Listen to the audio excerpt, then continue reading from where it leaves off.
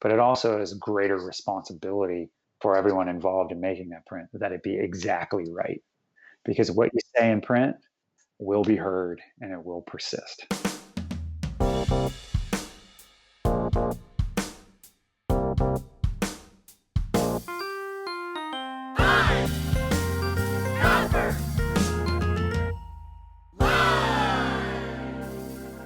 Hello, print friends, and welcome to the 80th episode of Pine Copper Lime, the internet's #1 printmaking podcast. I'm your host, Miranda Metcalf. I release weekly podcasts with people in the print world who are doing something a bit beyond the expected. So please subscribe on your podcast listening app of choice. You can also find Pine Copper Lime on Instagram and Facebook, and you can find all this and more at pinecopperlime.com. We also have a Patreon page where supporters can join at tiers that start at just $1 a month, and they all help to keep bringing you printmaking content every week. You can also get thank yous like stickers and totes, so if that sounds like something you're interested in, you can check out the link in the show notes. It's also totally fine if you don't want to know more about that, because times are tough, and if you just want to listen to a show about printmaking and enjoy it, we want you to do just that. Hey print friends, we have merch, all kinds of fun designs to show your PCL spirit and make print jokes to confuse and or intrigue your friends and family. Link in the show notes. And if you haven't checked it out yet, we are archiving all past episodes of Pine Copper Lime on YouTube for your easy listening and sharing, and YouTube does not a terrible job at closed captioning either. Check it out there if you want to see what that's like. You can find that link at pinecopperlime.com. Printmaking forever, shun the non-believers. Pine Copper Lime is brought to you by Speedball Art Products, who've been offering a diverse range of high-quality products to your creative practice since 1997. But we all know these products do not use themselves. That's why Speedball works with a fantastic lineup of contemporary printmakers who make up Speedball's team of demo artists. Artists like Maureen De Silva, managing director of the Imprint Collective of Toronto. After graduating from school, Maureen turned to Speedball's at-home screen printing instructions to continue printing without the professional-grade equipment found at university. Learning how to expose screens at home now has screen printing rivaling her love of lithography. So, if you want to learn a few tricks of the trade and expand and improve your practice, head on over to Speedball's YouTube channel to see how it's done. There's a link in the show notes. My guest this week is Phil Sanders, former director of the Robert Blackburn Workshop and master printer at ULAE. Phil's new book release, Prints and Their Makers, is a massive undertaking updating the canon of fine art printmaking. We'll talk about the value of one's voice in print, the 3 hats of printmaking, auditioning as a byproduct of the creative process, and how to expand our communities. So, without further ado, sit back, relax, and prepare to meet your maker of Prints with Phil Sanders.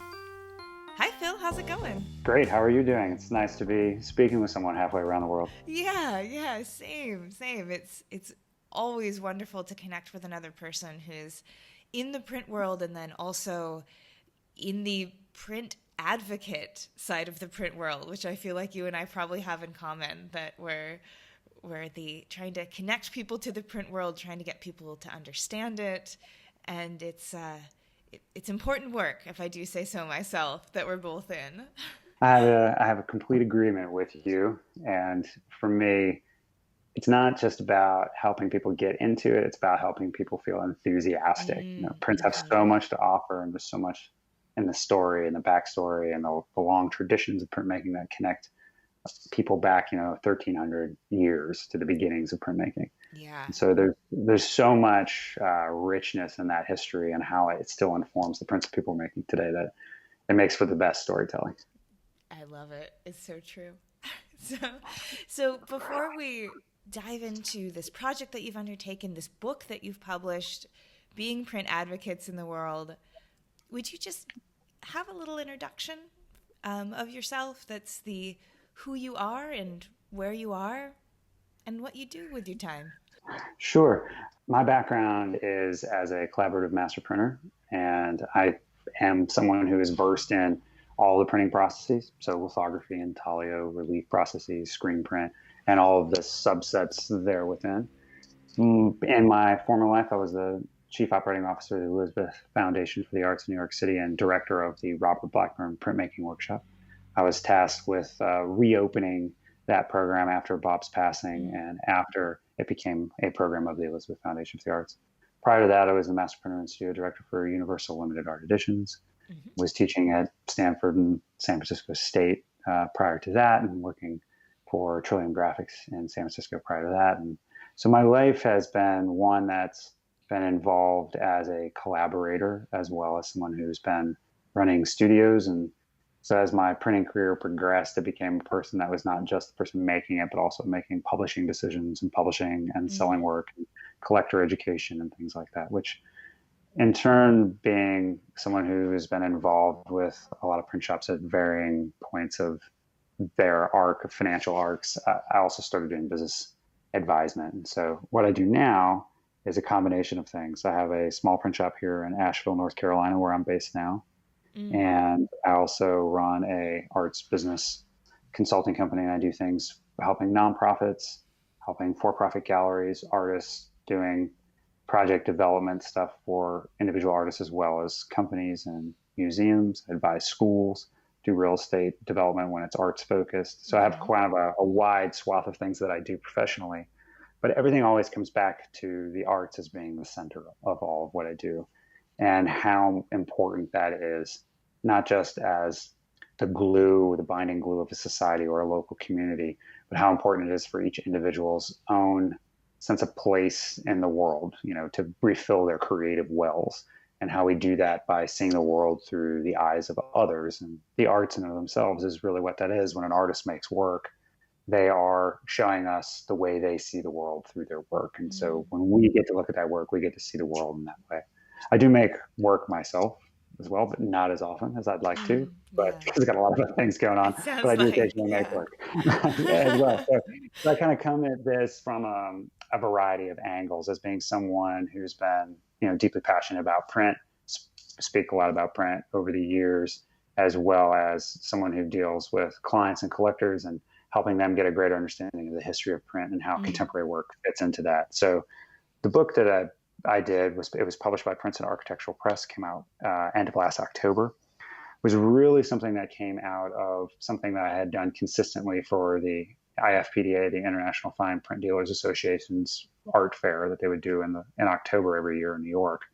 I used to lead, when we could all go to art fairs in person, I used to lead a tour of the fair from a master printer's perspective. And so it's really, it's like walking through a museum's back room. It's going to that fair. So you get to see work from all different time periods, different parts of the world, all the way up into the most contemporary works. And so I used to lead clients and collectors through that fair and kind of give them the history of print and all of its processes through that fair. And so this book, in a lot of ways, comes out of a lot of that type of work that I've done, but then also relies heavily on my professional world relationships as a printer and a publisher. And so it's really about highlighting all these different workshops across the globe and artists from all different parts of the world, and how printmaking is so important to artists working today and why that is. And so the book really tries to give you a foundation of some history, kind of give you the perspective of how an artist has to think in order to draw or use a particular process, as well as try to put you press side for projects start to finish. And so there's over 100 contemporary artists, 50 historic artists in there. There's over 400 images in the book. It's very image heavy. And one of the things that, commend our Princeton Architectural Press about was when we first just talked about doing this book, I had a couple things that I said, well, this is what I want in order to do it. And one of them was that all the contemporary work be full page reproductions, nothing small, and nothing like multiple contemporary images being clumped onto a page. I said, it's hard enough to see the work in a reproduction. It doesn't have the same feel as being in front of it in person, but it's even harder when you shrink it down or you group things too closely together, and it changes the context of the work. And they were right on board with that. They wanted to help the art be front and center. And one of the other things was, is saying to them that I was really wanting to use this as an opportunity to kind of update or modernize the canon of print history. and how it connects to contemporary work and contemporary artists, and let them know that this was going to have a wider array of voices than what they may have been expecting. And they were really happy about that as well. Yeah. I mean, I was lucky enough to see a little preview of this book that you could send to me. It's just absolutely beautiful. And, you know, the title is Prints and Their Makers. And I feel like I knew the title before I saw the book. And then once I saw the book, I was like, this is the most accurate title I think I've ever seen. You know, it's just the way it's just like you are taking on this project that is the canon. Like you're kind of building a new canon, a 21st century canon that is looking at going back to, I think Dürer is the first artist that appears. And you know, right up until people who are working today, even, you know, Martin Mazura, like Pine Copper Lime alumnus, you know, people I've talked to just in the last year. So what was your motivation to take on this project? Because it's a huge undertaking to say that, you know, in 300 some odd pages, I am going to write prints and their makers. Well, I have to say, honestly, it wasn't something I set out to do Okay. initially. The publisher, Jan Hartman, who was at Princeton Architectural Press at the time, who was their senior content editor, called me up and asked if I'd be interested in doing a book like this. And she did it because of a series of short films I had done with Plowshares Media for the Museum of Modern Art, to accompany the German Expressionist exhibition. So Star Figuera at MoMA had commissioned me while I was at the Robert Blackburn Printmaking Workshop to do these process-based films. And so Princeton Architectural Press was thinking about doing a book on printmaking, and they started looking around for who might be a good person to do it. And they had seen these short films I'd done, you know, like how you do a lithograph, how you do a woodcut. And what they liked and responded to well with it, that it was a lot of information that was easily digested by someone who didn't know anything about it. You know, and that just comes from a lifetime of teaching and working with artists who've never done this process before, but trying to help them achieve a high level. You know, so like you can have a super famous artist come in the door, but they've never done an etching before, right? So it's like, how do you explain a process to someone to help them feel comfortable and confident to make their work to the highest level in a process they've never even thought about doing? And so my approach to it comes from that way of trying to help get people as comfortable as possible. And so we kind of talked about different ideas for a book, and it was actually, you know, what really solidified the format of the book as I sent them a progressive of it's a gold chair, which is in the book. It's by artist Sarah Sanders. And it shows all the black line drawings that were required to produce a 12-color lithograph. And so it shows each drawing in black and shows how the image then progresses together. And they were like, we want a book that does that. I said, okay, I'm happy to write that book. And so we really talked about it and we hashed it out. And as I started writing, started realizing it needed more space. So I kept going back to them being like, here's what I've got so far. Can we have another signature? And Jan Hartman was really great in pushing for more, which is why the book ended up being basically 320 pages, is so that way we had enough space to tell enough of the story of printmaking to where people felt they had the time to spend with it. So it wasn't just like a little taste and you're like, oh, I wish I had more, but that you got enough to feel like you could really live with the material and digest it and spend some time with it and then revisit it. Right. So it's something, you know, the intention was that it's a book that it can be read in ways where you can read a 5-page chapter and put a book down and then come back to it in a week or a month and read a different 5-page section and get a whole different thing. So that you're getting these vignettes and these stories that you can read disjointed, or you could read in order, because that's kind of the way in which most of us have discovered print. You know, you get into printmaking because of one process or one artist, and you kind of spiral out from there. And so the idea with the book was to really make it possible to meander through and kind of get lost in different places and processes and artists and things like that. But that it be very 21st century. So all of the contemporary work, I think the oldest contemporary piece is a 2006 work. The vast majority of everything is made within the last 5 years. And you've also spoken to the fact that when you went about deciding which artists to include, you were intentionally creating a more diverse narrative than we've seen, or that we usually see in the history of print. Because as we said, Albrecht Dürer appears first, but I think the next artist is Charles White. So can you speak to that process, I guess, a bit? And just in general, out of all the printmakers and all the history, this 1,300-year history you're looking at, how did you choose who was going to be highlighted in this book? That's actually was the hardest thing because people are like, oh, is it so hard to write the book? And I was like, hey, writing the book is actually not that hard. The hardest part was not getting to say all you want to say and include all the people you want to include because you are limited in pages. And so for me, it was really important. There's a lot of books that talk about a lot of people we know about and art from the art historic canon or otherwise. And so it was about trying to include some voices and context you may not have heard from or seen before or seen in a long time. And so for me, the story of printmaking has always been about the value of one's voice being preserved, not just for time, across time and distance because of the potential of an edition, allowing an artwork to disseminate across the globe. And so the likelihood of it surviving is that much more increased. But it's about the value of one's voice. And because it's being editioned, what you have to say is that much more important because it's multiplied. And so it was a big part of the story of print for me was to try to pull out different points in print history where it was really valuable that that voice had been recorded in print. And so Charles White's Portrait of John Brown was extraordinarily important. That print done in 1948, where you have two African Americans working together, Charles White and Robert Blackburn as the collaborating printer, producing an image of John Brown at the early days of the Civil Rights Movement. So that print would likely not have been printed by a white printer in 1940. But that image went all across the United States. It was a call to stand up, to not just, for the African American community, but for the white community. Like this is a time. This is a time like John Brown's time where we need to stand up and fight, do whatever is necessary in order to advance the cause of equality and freedom.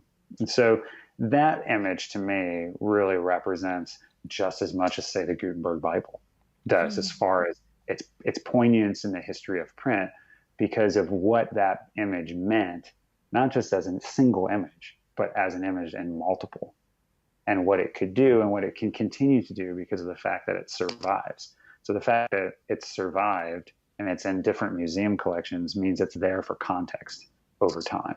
It can be brought back out. It can be seen again. And so for me, it was really important to put an image like that so early on in the introduction of the book, because it really encapsulates so much of the value and the point of print, of making something physical and making it last and withstand the test of time.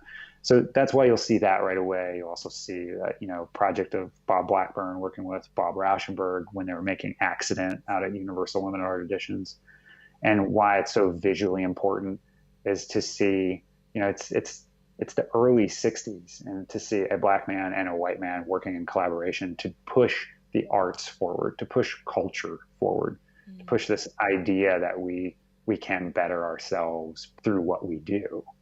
And so it's really important that that's visually present, because that image has never been in print before. And it's not even widely known to exist, that image of Bob Rauschenberg and Bob Blackburn working together. So it was really important to establish that right away, too, to kind of help set a tone that prints matter in a lot of ways, because that image is now in print.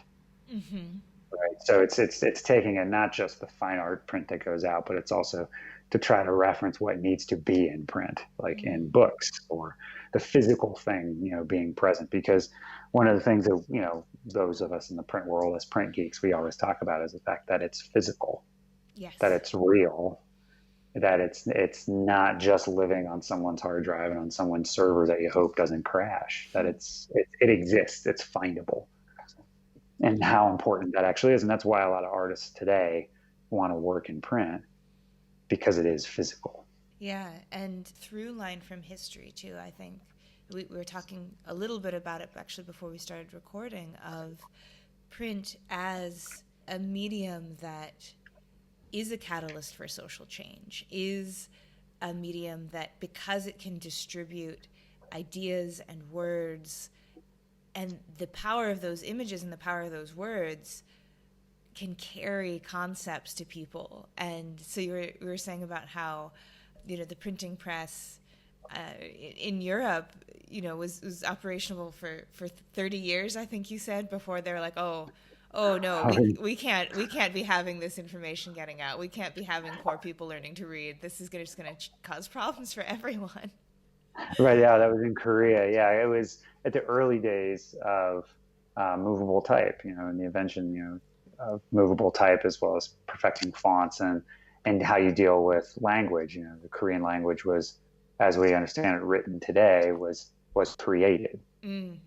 Scientists and mathematicians got together and they created the most efficient language as far as writing is concerned, because they were piggybacking that onto printing and movable type. And so within 3 years, they developed the way to write the language, 3 different fonts, and we're already, mass producing printed text.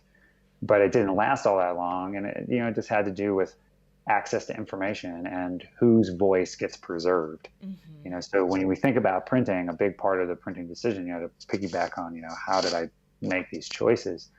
There's a lot of weight in that, because you are including, and by the nature of that, including and excluding voices.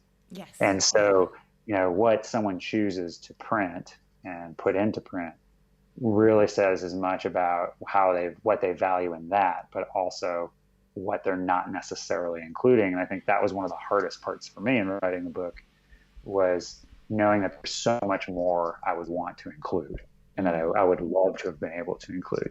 But some of it came down to time and permissions and getting all that stuff together. And so some things got cut because of that. And, so and then you start running out of, be like, well, the narrative doesn't make as much sense if I throw this thing in there, even though I really want it in there. And you're trying to make sure that you're reaching an audience and helping build their confidence and understanding about the arts versus confusing them because maybe something seems out of place. And so some things got cut just because of narrative flow for a book. But I was just, I have this pile of stuff that got cut. That's a potential future publication. It's something I've started. I'll be doing February 25th will be the first episode of a book club based off of it. So it's a Prince and Their Makers book club, which goes into some of that stuff that got cut, goes into further depth on some of the stories. Because I had, in the initial beginnings of writing the book, I had even longer captions. And that's one of the things people have said about the book. They're like, man, there's so much information in the captions. Mm-hmm. And that's because as a print geek, you always want to know more. You're like, well, who published that? Or who printed that? Or where was it made? How many layers is that? Yeah. Yeah, you want more info, right? And so I was like, well, I'm going to try to make the captions for the ultimate print geek. And it was even the captions are long, but they were really long initially. And so sometimes there'd be 2 paragraphs of context for a particular image.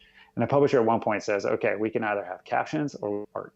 And I was like, okay, we can reduce the size of the captions. And so they still are really long, which I'm really happy about. Because it's also about, it is the title of the book, Prince and Their Makers. It's, if we didn't tell you who made it, then we would really be doing a disservice to kind of revealing the process. And so for me, the point of the book was about demystifying printmaking in a lot of ways, because there's so much here's the artist's name. It's all about the artist, which is great, which is what we do as printers. That's why we're doing it, help our artists make their work. But at the same time, to help people really understand why this is so important, knowing more about all of the people involved to get something across the finish line really helps to add some of that other intrinsic value and helps benefit the value worth relationship, so that we can all keep affording to make prints. Yeah. And so it helps people understand, when you see that, there was 8 printers involved in making this work. Mm-hmm. That was not a cheap turnaround image. It's not like what people think, printing should be cheap. It's no, that was an expensive undertaking. It was faith on behalf of that publisher that this was going to financially make it, right? It's to put that much effort and manpower and money behind making a work come into the world. And when you start going through the book, you're like, there's hundreds of these. Yeah. It's happening all over the place, that there's that much faith in the artist, faith in the prints, and then faith that the work will speak to an audience enough that they'll financially support it by purchasing the work.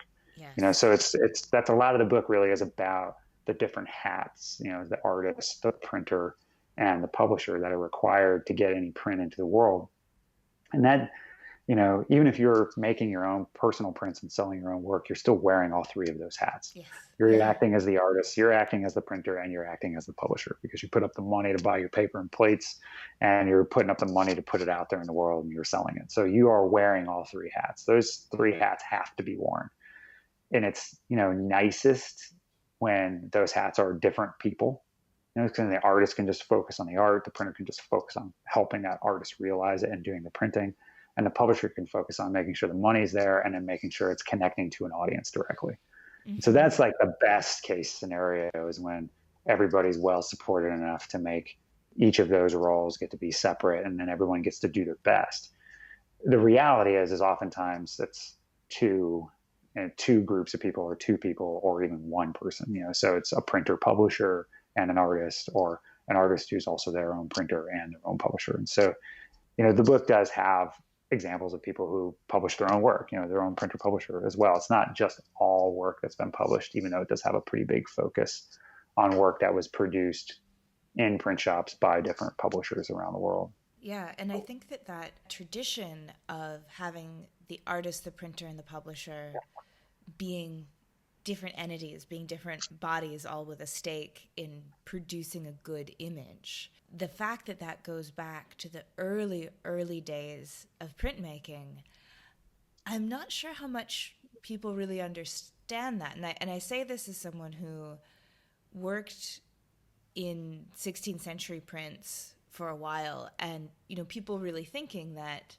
Peter Bruegel the Elder is printing his own work, imagining him in there, wiping the plate himself. And it's like, oh, no. Like Hieronymus Koch, who gets a shout out in the beginning of your book, shows up many times in my thesis when I was doing my MA in the history of printmaking. And so I think you've touched on it a little bit, but I'm hoping that just for people listening who maybe don't understand how all of that works, like maybe they are printmakers who've been working as printer, publisher, and artist all together and they don't even know it.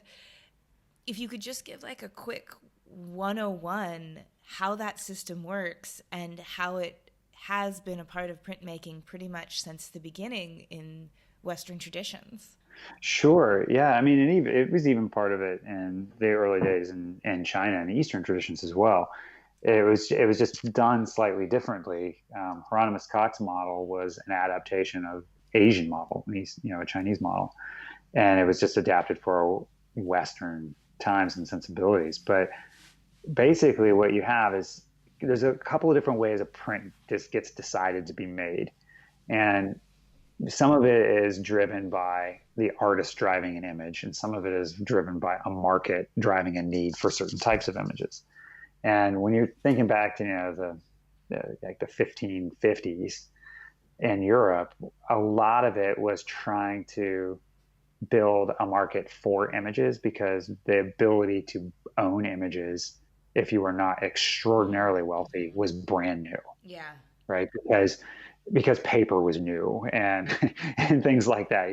Access to paper was really difficult and expensive prior to the middle 1400s. So once paper became readily available in Europe, because it was being produced in Europe, then printmaking really took off there. And so what they were doing was, making images for people's homes that up until that point could never have an image on their walls. Yeah. And so what a lot of these early printers and publishers were really thinking about is, well, what do I want to print? What do people want? And which artists and voices do I want to promote, because I either love their work, agree with them, or can just physically work with them because of temperament. And so early days, so someone like Peter Bruegel the Elder, what's so great about his story is most people who come across him in art history know him as a painter. Yeah. But I think he did something like 42 paintings or something around there for his whole life, and he made 35 of them in the last 5 years of his life. Yeah. And it's because he couldn't afford to be a painter before then. And it's the reason was, being a painter was expensive. You had to make your own paint. You had to employ people in the studio. It was an expensive undertaking. But making prints, on the other hand, Hieronymus Cock, what was so great about him as an early publisher is he recognized the value of multiplying an artist's voice. And so he helped build the career of artists by setting up a great draftsman, someone like Bruegel, with a really great engraver and imprinter. And as a result, they could work faster because each one of them specialized. So instead of saying to Bruegel, I think your drawings are great, you have a great style, now I want you to spend the next 15 years learning how to engrave. Yeah. He said, you draw, work with a printer, learn to adjust your drawings so that they can then work from those to make the best plates. We can all make more art by being good at the things we're good at. And he's like, and I'll sell the work. He was a printer too, but he predominantly sold work towards the end. He did less printing as he aged. But so what he did is he created this model of pairing talents together to produce better work. And so this is where we're really first seeing what those of us in print publishing and printing talk about as the 1 + 1 = 3 situation.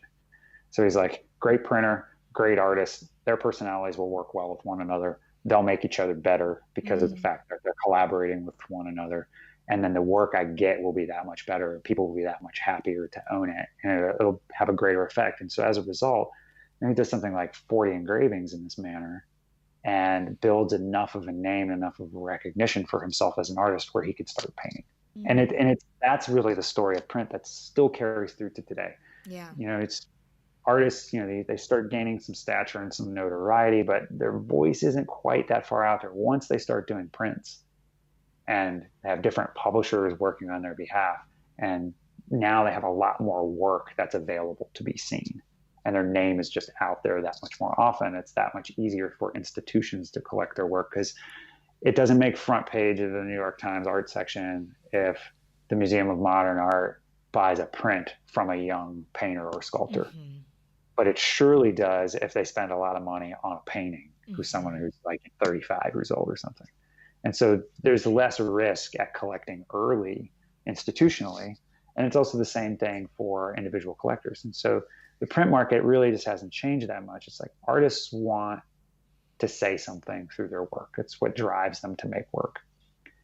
A great printer can help them have the best clarity of their voice, distilling what it is that they do and what it is that they have to say in a visual format in a way that allows them to speak the most clearly and produce something that really is quite beautiful and different from their regular studio practice, but recognizable as them. Yes. And then the publisher has that opportunity to put that in the world. And so what you're getting is this really wonderful marriage of skills and talents to do something that could not be done in any other way. And, so one of the things that I tell people, artists all the time, that it's great for other people to know, is that contemporary collaborative printers, we're not interested in recreating the world or reproducing an artwork for an artist.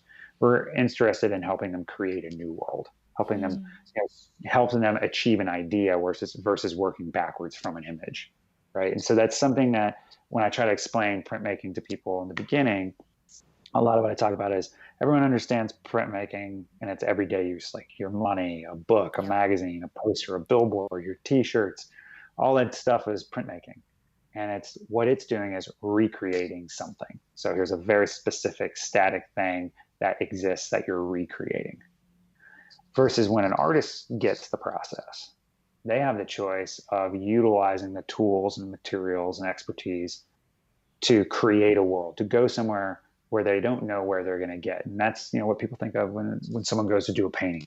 They start a sketch, they start an underpainting, and they go working, and they're building, and they're layering, and they're building, and things are changing, and things are moving around, and you're trying different things out until you arrive at the final image. You can treat printmaking that way, that creation of a world. You have that choice. You can go reproductive, work backwards, or you can go more additive or creative and go towards something. You have the choice. And you also then have the choice on whether or not you want to make more than one of it. So additionability isn't a guarantee. You don't have to do it. Yeah. It's just something that you can do. It's a byproduct of the process of creation. And so when you think about it, like someone will say, well, why did you print a certain number? And that's because one, the artist has the opportunity to make more than one. And two, they have the opportunity to make it more affordable because there's more than one, Yeah. as well as to allow it to be more widely disseminated. Mm-hmm. So many artists really like the idea of editions because more people can own their work. And I think that accessibility is something that's been foundational to printmaking from its earliest days in China, because that was really the point, was accessibility and multiplication of the voice. When we think of the Diamond Sutra, which is the oldest dated printed book, it states clearly in the text that this is for mass free dissemination. The idea was to get it out to as many people as possible.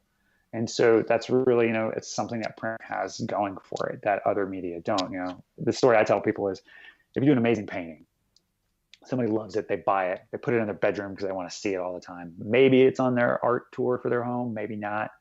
Maybe 50 people get to see it in a lifetime of it living in that home. Now you do a print that's just as great, and you do an edition of 50. Mm-hmm. That's 50 bedrooms times 50 people that it's going to be seen in now. Yeah. And so what it does, the potential for that artist is so much higher, but it also has greater responsibility for everyone involved in making that print, that it be exactly right. Because what you say in print will be heard and it will persist. Yeah. Right. So it's not just that one painting that's over here, and maybe it was a tangent in your arc of your career. This is something that exists in multiple and has a chance of surviving long term. We have piles and piles of Durer's prints. Yes. 500 years old. And so they've survived. And so that's one of the things that a lot of artists really feel. And I know as a printer and as a publisher that we really feel is that responsibility to get it right.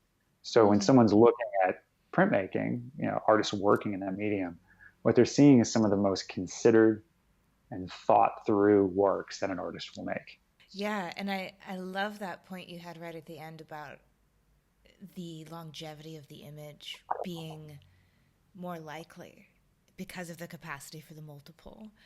And even as someone who, again, studied 16th century printmaking, it had never occurred to me that just specifically the fact that we have so many Dürer prints, the fact that we have so many prints from all of these early Northern Renaissance artists, it's like, well, yeah, of course, there's just more of a chance that they get tucked into a book in the right conditions, or, given to the right person who knows how to take care of it. And then here they are on the Christie's auction block, 500 some odd years later, still being revered, still being adored. It's a really significant point. And that, should we not face total climate collapse 500 years from now, the prints that are being made at Robert Blackburn's studio, may be up on an auction block in a way that other works have just been lost or destroyed or given to someone who didn't care about them. All of the ways that unique pieces can be lost in time. Yeah, I love that.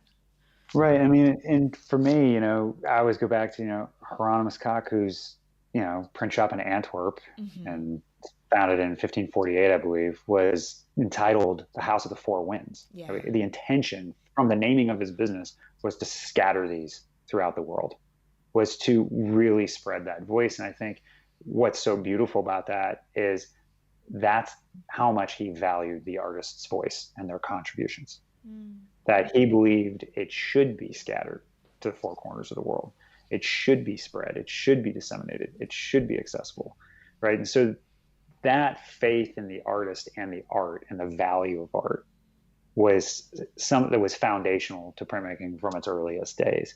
And that's really what carries it through now, is that faith in the voice of the artist and the value that artists have within our society to make contributions of not just showing us who we are, but also showing us who we can become, And so for me, a lot of what I was trying to do with the book was to show more of who we are, like show the widest array of voices I could cram into there. And so because it tells us more of who we can become, right? Because that's really the value of print, is that we have a record to look back on so that future generations will better understand who they are because they could know who we were. Right. And it's that importance of that continuity of that record of how far we've come that helps keep you pushing further. It's looking back is important because it may not feel like that much change has occurred, because you might be involved in the struggle of the time. But when you look back and you say, well, what would I have been able to say 50 years ago? How would that have been received? Could I say what I'm saying right now 50 years ago? What would have happened? Or 100 years ago or 200 years ago? And it gives you a bit more confidence to keep pushing because you can see how far you've come because there's a record of it, and then you can put things in context and in dialogue over centuries at that point. You can do an exhibition that's Durer's work that's connecting to William Kentridge and his monumental project, The Triumphs and Laments, that he did with David Group Projects based out of Johannesburg. Or you can even tie Durer to someone like Christian Baumgartner, who's working in Leipzig. Yeah. And you can see that continuity of how a mark is used. And so there's all these different conversations that we can have across time because the things physically exist. And so for me, the more that publishers are reaching out to a wider array of voices, the better we can understand who we are and the better we can understand who we can become because we can see more of us and see more in us. It's that commonalities that you get to see that help highlight the changes that need to be made. And so prints are really important. I've been involved in social change since the beginning. I mean, print was banned for the first time in 835 in China. It was, hadn't even been around 200 years and it had already been banned. Yeah. And it's because it has such a great ability to cause social change. You think of someone like Jose Guadalupe Posada and how his images really helped incite revolution.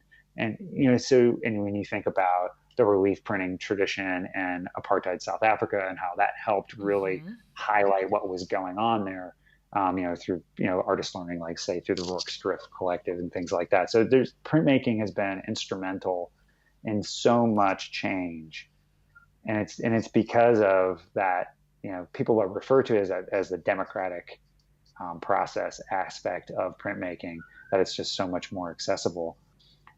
But for me, on a basic level, so much more has to do with the fact that it can survive. Yeah, that's really its power. Is that if someone does it like Posada, they do like print 3,000, 4,000 broadsheets in a day of something. The likelihood of anyone getting to stop that from being disseminated is low, right? So that's why it's the value of the voice, and that's what I keep going back to. With printmaking for me is it's like how we value the voice. And when you think about that relationship of the artist and the printer and the publisher, everyone has to have enough faith and value in the voice in order to put all that work and effort into getting it across the finish line, to get it out into the world. So I always go back to that. It's that fundamental belief and faith, because publishers, different to a lot of galleries, have to put up their money first. They're paying to produce the work. They're paying for a printer to be there working with an artist. They're paying for the marketing. They're paying for the materials. They're paying for the overhead of that shop. Whereas a gallery, the artist has covered all of those expenses and they're bringing it into that space. So there's less money in the game for a regular art dealer versus a print publisher. And so what people are seeing, and this is what I tell especially young collectors or new collectors, is that when you go to see work that's been produced by a publisher, you're seeing some of the most vetted work. Right. They're saying, we have so much faith that this artist's voice is so valuable and that their work will hold up financially over time that we're willing to put our money up front. That says a lot. And I think, for the artist printmaker, it also says a lot too, because they're making that investment in themselves in that way as well. And that goes for all artists of every media, but, in print, it's sometimes people kind of forget about that aspect or don't think about it so much because they're like, oh, it's the artist printmaker. It's like, well, no, they're also their own publisher too, and they're putting their money up to put that work out there. And that's you have to recognize what that means when you're coming to the work, that there was a lot of investment, not just in time and effort and energy and creativity, but also financial, in order to get this out into the world. And so, for me, it's really important that people understand that you can't have prints happening without those three roles being played. Mm-hmm. You have to wear those three hats have to be worn. And how we as a society, where we place the burden and how burdensome we make it on artists to be able to make a contribution by having to fulfill those roles determines how much we get enriched by how much work we get available. So if we're willing to support more and support it at a higher level, being like, we recognize that the cost of paper keeps going up. So the Mm-hmm. cost of print should probably be going up too. Yeah. Yeah. And we understand that, rents in New York City are crazy expensive. So the price of these prints is going to go up, Yep. from an artist you may not even know of. Right. Mm-hmm. So it's just about, connecting it to the reality of that, versus going, well, there's more than one, so it should just be less, Totally. worth less. Totally. And I say there's more than one, it should be worth more, because so many more people valued it to put that much effort into multiplying it. So you need to look at it differently. And so, the thing I've found is with print collectors and works on paper collectors is it's more about stewardship than it is ownership when it comes to collecting. Yeah. And it's a really different perspective when it comes to thinking about art. And because print collectors, they're putting together groups of things for conversation. And you can have a flat file that has tons of art in it, and it's not all on the walls. It's not about necessarily just being displayed. Right. It's about that stewardship of maintenance of this item that can stand the test of time. And I think that's why so many Dürer prints or Schoengauer, we could go into all these artists from, back in the 14 and 1500s, why a lot of that stuff survived was because people felt as stewards of the work. And one of my favorite things with looking at old work is seeing who all owned the work, is getting the provenance list. Yeah. And you see all of the different stewards over time. All of these people took care of something because they understood its intrinsic value culturally, not just its financial worth. And I think that's an important thing for me with putting the contemporary work in here in context of the historic, is saying that these contemporary pieces will be those historic pieces.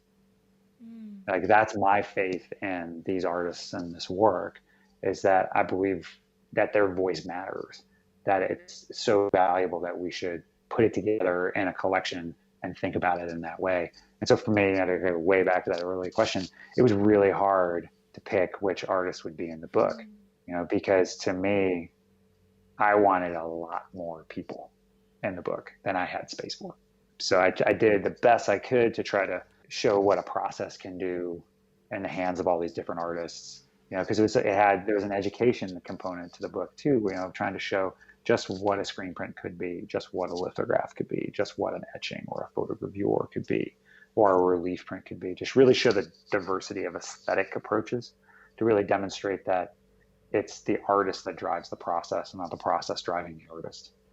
Right? So that when you see all that visual diversity of imagery in the same process, and you see 24 different relief prints, and they're all printed in the same manner, but nothing looks the same.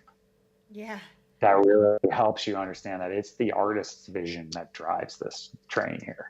And I think that's what I really I wanted people to come home with. At the end of the day, when someone looks at my book, if all they go is, that's some really nice images, then I've done my job. Because it should, I always go back to what Bob Blackburn used to say, which was, it needs to be art first that happens to be a print.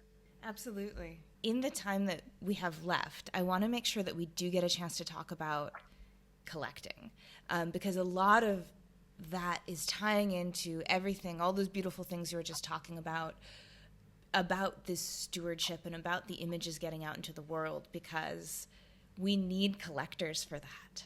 They need to be going places. They need to be going to homes. Otherwise, people can put the money up and make the most spectacular image that's edition to 50 ever to exist, but without that interest of the public to come and take one and be the vessel that brings it out into the world, there's not, all of that effort is kind of for naught. So I would like to read a quote from the book. And it's a little long, but it was the most eloquent summation of why print collecting is important that I've ever read. And so I'd like to read it, and then maybe you can say more about it as a way to kind of bring us into talking about collecting. Sure. Yeah. So it says, for all the creative and conceptual reasons why an artist might choose to work in print, the art marketplace reflects very different motivations. Prints are often a cost-effective way to begin collecting artwork, and they offer the opportunity for collectors to support a variety of artists at differing points in their career. The relative affordability of prints encourages acquisition of works by young or emerging artists who are taking creative risks. At the opposite end of the spectrum, prints by more established artists whose primary work may be beyond reach enable their work to enter into a wider collecting sphere. A focus on prints makes it possible to build a collection that captures a moment in time or the span of an entire career. And I just was like, slow clap, there it is. Like, I was so, when I read that, I just was like, yes, yes, yes, all of this. And so, this idea that young collectors can collect, you can take risks with collecting, you can get work from an artist who you adore, but you're just never going to be able to afford a $20,000 painting from them. It's just such an important part of the commercial side of the art world and the enriching experience that art collecting can be. And I wrote underneath this caption in my notes, in all caps, how do we get the world to know this? Like, this is like the question of my life, is that all that perfect summation of why prints are great, why collecting prints are great. How do we get that from you and I having this conversation to all of the people in their, let's say, mid to late 30s who are reaching a point in their career where they can start dabbling in art collecting, supporting artists, being patrons? How do we get them to think of prints first as a way to do this? I think it's a really good question, and it's something that I definitely don't have the answer to, or we'd be having a very different conversation right now. But I have a perspective, and I think so much of it comes down to people in general not feeling welcome into the art world. Because there's a lot of barriers that are placed, educational barriers, class barriers, wealth barriers that are placed where people do not feel that there's a place for them in the art world. So the art world with the capital A seems really small, right, versus it being really broad and really diverse. And a lot of different voices are able to live within the art world. And I think it's a branding and marketing problem. And what it really needs to is, it's like, how do you increase the tent size? Like, how do you bring more people in? It's by welcoming them. It's about giving them a place. So for me, a lot of writing this book was something that it's, on one level, it's a really nice coffee table book. It's a visual eye candy. It's beautifully designed. I mean, the designers at the Princeton Architectural Press did a great job. It's a beautiful book. But on the other hand, is that you have to use that enticement to then teach somebody something and then empower them. So for me, I look at marketing and from a really simplistic perspective. It's about presentation of the facts, or reframing of the reality of the world based on those facts, and a call to action. And I hope that what comes through in my book, which is like my contribution to trying to fix this problem, is that people are then inspired to go see work in person, that they feel that enough of the barriers have been reduced or lowered so that they can enter into the art world through the printmaking door, right? Because it's in so many ways like the fancy, big Art Basel art world that's the front door, right? That's the one that everyone thinks they're not allowed into the party because they see the bouncer at the door, their name's not on the guest list, they don't have enough zeros in their bank account. But what it is there's the printmaking door, which is the back door or the side door, where you can get into that world. There's still a way for you to get in and to participate, and to where your perspective matters. Because I talk a lot about how the work of the artist, the printer, the publisher, all of our work ends where the viewer and the collector's work begins. And we need one another. And so, because we've done all this to let a work have its own life, And so, but it needs to have a home to live within. It needs a life to be a part of. And so it's our job to reduce the number of barriers to increase the amount of people who feel that they can participate in this world.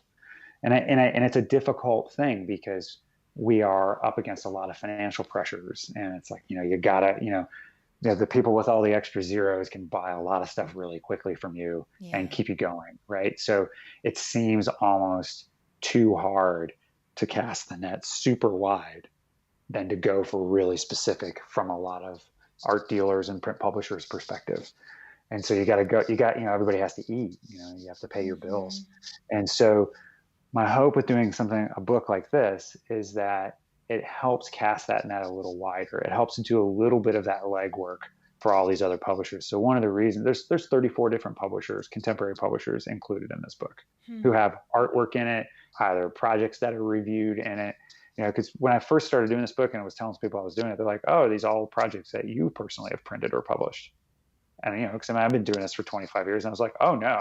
I was like, there's only a couple of projects that I've worked on in there. It's everybody else. And the idea was to create a book that really shows the depth within the community of fine art printmakers, printers, publishers, and how it's so important in so many places in so many ways, so that people who are coming to this book get a greater understanding that there's a way for them to enter into it too. They can see all these different print shops in different parts of the world. There's probably a print shop that they could go see. And they could knock on their door and be like, hey, let me see some prints. And that's really the encouragement. That's like my call to action in the book from that bigger marketing perspective, is to go see the work in person. There's a list of publicly accessible print collections, mostly in the United States. So most people don't know that the Library of Congress is fully accessible to the public. Right. You can make an appointment. You can see anything you want. The Metropolitan Museum of Art, the Museum of Modern Art, the Legion of Honor in San Francisco, the Chicago Art Institute of Chicago, like the Tate Britain has it. I mean, there's all of these publicly accessible collections where you can go see the most important historic works and the most contemporary works on a table in front of you. Right, so that you can go be part of it. And that's what I mean about that stewardship aspect, is that prints are cared for, but they're also intended to be viewed. And that's why there's so many of these publicly accessible print collections. Yeah. Like you can't go look at any painting in a Museum of Modern Art's collection, but you can go look at any print. Yeah. The print and that's viewing really room. The print viewing room. It's one of the greatest things. So like at the Met, like you can be like, let me see that Dürer wood block. And for an artist, that's amazing to get to actually live with that work for a bit and be inspired. Maybe there's a project that you're doing something that, is inspired by or in a line or a vein of thought that another artist had done. You can go live with it. For a art consultant, you can bring a client in and do an entire educational seminar with them to give them a good foundation and some portion of art history based on the print collection. So for me, the book was really about trying to fix that problem that you were bringing up on, like, how do we get more people into it? And I really think it's really about being more welcoming. It's about saying, we want more people here. We want your opinions and your perspectives because they cause us to see the work differently too. Right? It's that trying to remember what it's like not to know. Yes. And there's something really wonderful in that position, and we were talking before we started recording about, there's stuff that when I went to research for the book, I was like being reminded of. Yeah. Like, oh, I remember learning this 25 years as a student, and then you're just like, oh God, this is why I loved this so much. And you get re-reminded, because there's been time, there's more research and there's more information. And there's just so much going on in this world, and it's so rich that it's really easy to geek out on it and get a lot of feedback. It's you feel closer to the artists through print than you would through the other primary media. And there's something really wonderful about getting to feel that closeness to the makers of the work. That's why the book is titled what it is. And I started writing it and I was like, well, this is really the only title this book could have. I was like trying to come up with another one. And I was like, well, what it's about is prints and the people who make them. Yeah. I love the straightforwardness of that. Absolutely. Absolutely. And I think that's, in a print shop, that's what we do. We have to distill everything down to its most essential parts, because we can't do everything that an artist would do in their studio, because we're limited by process and time and money and all these other things. So we have to distill everything down to its most essential, most important elements to help that artist really be true to their voice and speak clearly. And so, that's the kind of the theme that carries through. But when it comes down to building a collecting audience, it's that same thing. It's about breaking it down for people so that they feel welcome, and then they feel excited to learn and know, right? And that this is a place that they can be. It's like what I always hear about people who are new into print collecting, and then like maybe a year or two into like being involved more with printmaking, they're just like, I never knew that there were so many people who cared this much. And it's really wonderful to be around other people who are wanting to look at the world in this way. Yeah. Because you just don't get that in many other circles. And so the print community is so warm and so welcoming. And I think it's because we all get to spend that much time with one another through our work. Yeah. Right. Where you don't necessarily get in other ways. It's a very accessible, physical thing, right? A way of connecting to people across time and great distances and different cultures. And you get to live with it. Prints initially were intended to be intimate, held in the hands. So you sit with it. There's something really special about sitting with it, and I think anyone can relate to it if there's a book that they love that they reread, right? It's so important to have those things that feed you in that way, and that as you change, it evolves with you, even though it's static, like it technically hasn't changed, but you're seeing something different in it because you've changed as a person. And that's what those really great works do. And prints, I would argue, do that more often than other media because they're such considered things. Yeah. And so hopefully, that, if you've got a screen printed T-shirt, you're already halfway in the door printmaking right then and there. Yeah. And, absolutely. So it's a very long-winded way of answering that question. No, but it's important. it is something that really, vexes me as well. And it's on my mind all the time. And, I think it just takes a lot of persistence to break through. And I think in this day and age, especially, pandemic times, I think people are really looking for different ways of connecting with one another. For sure. And I think prints are something that can potentially break through in that realm because you do feel the presence of the maker. You feel their hands on that piece that touched that piece of paper. And I think there's something really special about that, about knowing that something was treated with such care. When the print arrives to you and it's packed appropriately and wonderfully, and you can see all of that care that's been placed, it gives you a sense of that responsibility. That's really why I talk about print collecting as more of a stewardship. And I think when people think about a role, I think it's easier to think of oneself as a steward than, say, a patron, because you might feel that patronage is like a class that you can't attain. But patronage is also, someone who frequents. It's a supporter. It's like a patron of a shop is someone who goes there regularly, or even of a restaurant, right? So there's ways in which to be patrons without having to be the financial supporter of everything that someone does. And I think that's, the stewardship concept really helps people get to that place faster, because there's, to take care of something is something innate in us as humans. It's why we take care of our children and why we want to take care of our communities. And I think that aspect in print is something, it satisfies something really root or base in us as people. So prints, once people start going down that road of collecting, really get that fuller sense, I think. You see it in people. Having been in this industry for so long, print collectors are really happy collectors. Yeah, they are. We're the happiest of all the collectors. We are. So I'm like, if you want to feel good about the art you're buying, just buy prints. You'll always feel good. Prints. It makes you so happy. Yeah. I feel like that's such a great note to end on, to wrap up. It's just like, buy prints, it'll make you happy. Like, it's just so straightforward. It really will. Of a message. It will. So please let people know where they can find you, where they can find your book, and if if they want to participate in this upcoming book club, it's going to go on for 6 weeks, I think, the book club, is that right? Or 6 sessions? Yeah. 6 sessions. It's every other week for 6 sessions. Starts February 25th. The updates on my website based on the book, which is just philsandersprintmaking.com. It's the easiest way to get a copy of the book direct from me, which would be a signed copy. And there's also special limited editions that has a lithograph of mine in it, which is the author's edition. And then there's an artist edition, which has a screen print from Glenn Baldridge in it that would come with the book. So you can get a signed copy or one of these special edition ones. If you're really just wanting super quick turnaround and that weird discount that Amazon, I just still don't understand how they can do it. You can buy it from Amazon. I prefer, obviously, if you buy direct. Yes, we all prefer that. Yes. Buy direct. So, and you can follow me on Instagram. That's Phil Sanders Studio on Instagram. So you get updates, and I post lots of work, not just prints, but I try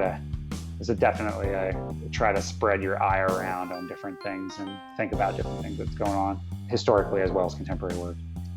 But for the most part, the book club, you'll be able to get access to that through my website, and you can always email me directly.